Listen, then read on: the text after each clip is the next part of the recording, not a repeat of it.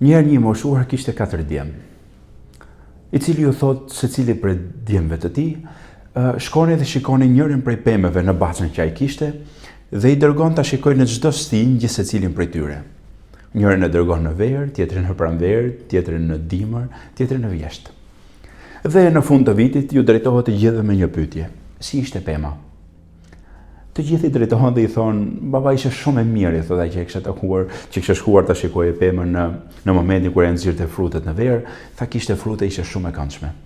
I dyti thotë: shiko, thotë baba, kur shkova unë fakt ishte celule, ishte e jashtëzakonshme, kishte aromë mirë, kishte qejf ta shikoje. I treti thotë: shiko baba, thotë unë pash një moment kur po i binin gjethet, më dhim spak, por prapë bukur ishte. Ndërsa ai i cili kishte shkuar në dimër, tha: o baba, tha ishte komplet e shkretë. Atëherë të 4 djemve ju drejtohet: birë, mësoni një rregull nga natyra, durimin për t'i bërë gjërat dhe gradualitetin për t'i bërë ato. Kur përballemi me veten tonë, duhet që nga natyra të marrim këtë urtësi, të kuptojmë durimin, çfarë durimi ka bota që na rrethon. Pavarësisht se ne i duam gjërat bëhen shpejt, natyra ka një urtësi, ka durimin e saj, çdo gjë e sjell në kohën e saj. Dhe nuk është se mërzitet për fazën në të cilën është. Nëse është në dimër, kjo ka bukurinë e vet dhe fokusohet aty dhe përpiqet t'i jap botës atë bukuri që ka dimri. Edhe njeriu. Ka fazat e jetës janë të mira, të këqija, ka fazat që kalojnë dhe njeriu duhet përfitojë nga gjithë secila prej saj.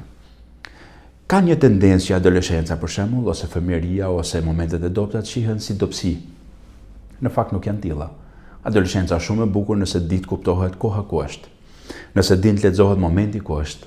Nëse ne dim të analizojmë fazën në cilën jemi, ka momente ku ne kuptojmë transformimin, kuptojmë energjinë, kuptojmë guximin për bërë gjërat.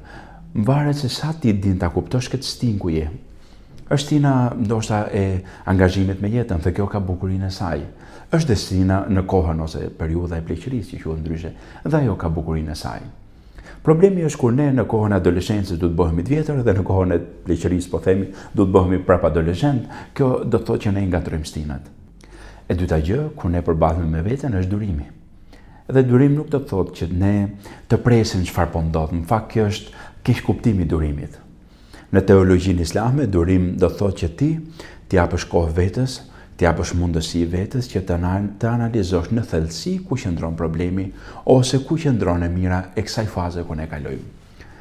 Me gradualitet dhe durim, njeriu do të përballojë çdo lloj sfide në jetë dhe do të shijojë çdo lloj momenti të mundshëm në jetë.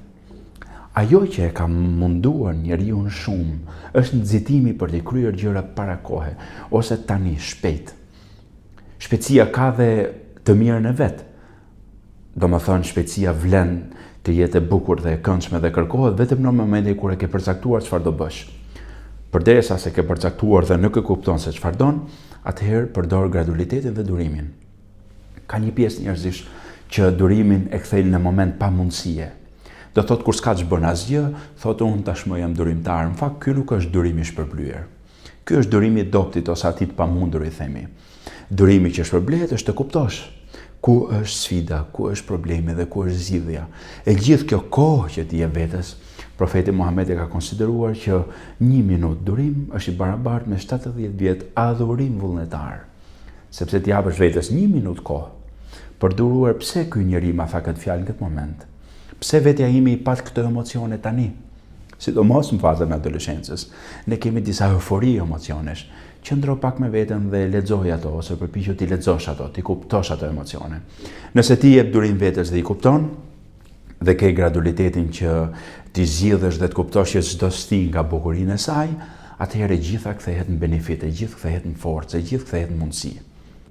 2 komponentë që na mëson jeta është gradualiteti dhe durimi. Kur qëndrojmë përballë vetes, merrni gradualisht veten tuaj. Dhe vetë Zoti Kur'anin e zbriti gradualisht për të na mësuar neve njerëzve këtë mekanizëm kaq të urtë dhe kaq domosdoshëm. Merri gjërat me gradualitet, nuk bëhen gjitha sot. Dhe nuk bëhet çdo gjë sot, dhe nuk puten frutet pa pjekur.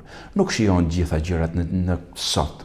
Çdo gjë ka kohën e saj, vendin e saj, moshën e saj. Dhe bëj durim. Dhe bëj durim në atë lloj formë që të shpërblehesh, sidomos nëse je brenda agjërimit dhe jashtë.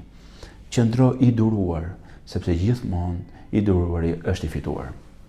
deri herën tjetër, le t'i kuptojmë fazat e jetës tonë në gradualitet dhe durim, se kështu më të vërtet do të shijojmë ato dhe do të shijojmë shumë thellë edhe frytet e saj.